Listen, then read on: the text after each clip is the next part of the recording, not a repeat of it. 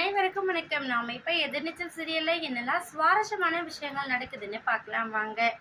நம்ம அறிவுக்கரசு என்னதான் அடிய வெளுன்னு வெளுத்து வாங்கினாலும் அவங்க முன் வச்ச கால பின் வைக்க மாட்டா அப்படிங்கிறதுல ரொம்பவே கான்ஃபிடென்ட்டா இருக்காங்க. ஏன் அப்படின்னு பார்த்தீங்கன்னா, நம்ம நந்தினி, ரேணுகா, ஈஸ்வரி, ஜனனி எல்லாருமே அடி வெளுத்து வாங்கிட்டாங்க. நம்ம எதிர்பார்த்ததை விட ரொம்பவே அதிகமாக தான்.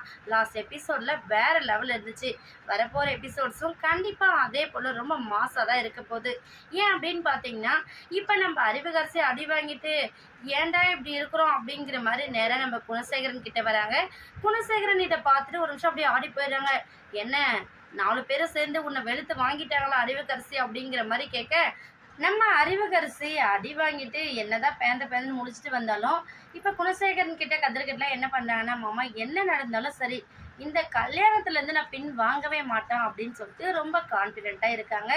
இன்னொரு பக்கம் அறிவுக்கரசியோட இந்த நிலைமையை பார்த்து நம்ம கரிகாலன் என்ன பண்ணுறான்னு பார்த்தீங்கன்னா, என்னடா இது என்ன இந்த அடி வெளுத்து வாங்கியிருக்காங்களே அக்காங்களாம் சேர்ந்து அப்படிங்கிற மாதிரி அவங்க ஒரு பக்கம் ரியாக்ட் பண்ணுறாங்க.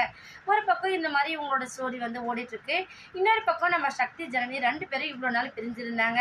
இப்போ என்ன ஆகுதுன்னு சொல்லிட்டு பார்த்தீங்கன்னா, நம்ம சக்தி வந்து ஜனனிக்காக வெயிட் பண்ணிட்டுருக்க. ஜனனியுமே ரொம்ப ஃபீலிங்கோட சக்தி கிட்ட போய் பேசுகிறாங்க.